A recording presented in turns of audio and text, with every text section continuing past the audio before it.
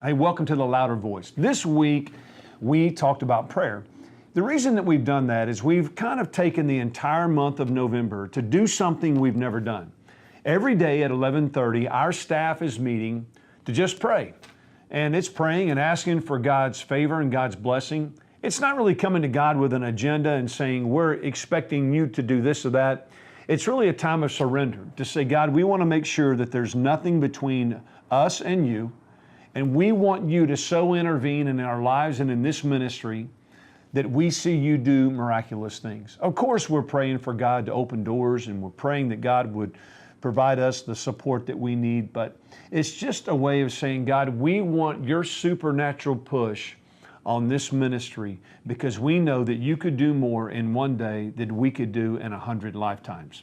So there's been a lot of discussion lately about prayer around the office and during our Bible study times. And so today we looked at numerous verses. Now everybody says that they believe in prayer and everybody knows that prayer changes things.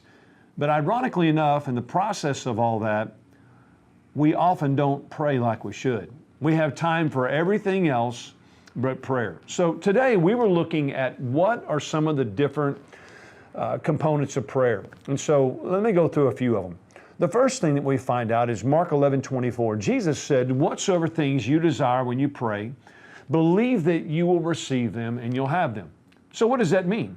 Does that mean that just anything that I want and anything that I ask for, that it's going to be some type of name it, claim it mentality and God's going to give it? Well, the answer to that in some ways is yes and no. There is a prerequisite to this verse, and what that means is yes, God hears you when you pray, and yes, God answers prayer, and yes, God even gives you what you desire, so long as you're living in obedience to Him, so long as your desires are not really yours, but they're His. One of the verses we discussed today that really excites me is Isaiah 65:24, and this is what it says. Before you call, I will answer, and while you are speaking, I'll hear.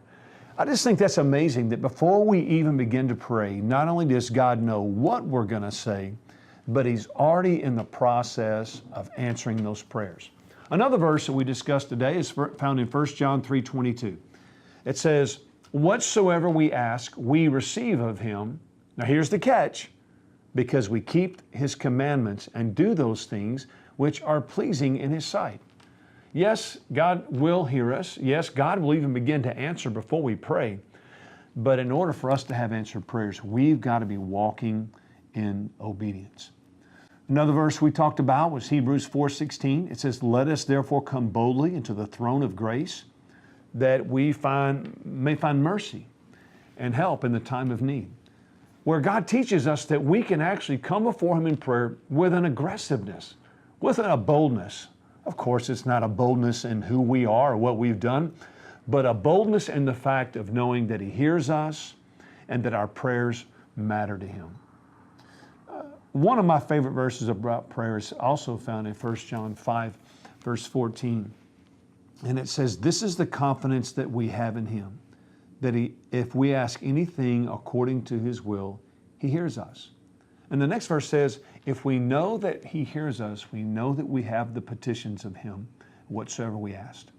You would be amazed just in the last couple of weeks how we've begun to see God move right here in this ministry as a result of our prayer time. No, I'm not saying God owes us anything. I'm not saying that because we're spending time every day as a staff praying at 11:30 that God has some requirement. No, but what I am saying is that God not only hears the prayers of His people, but it literally does change things. And you know the first thing that it changes us.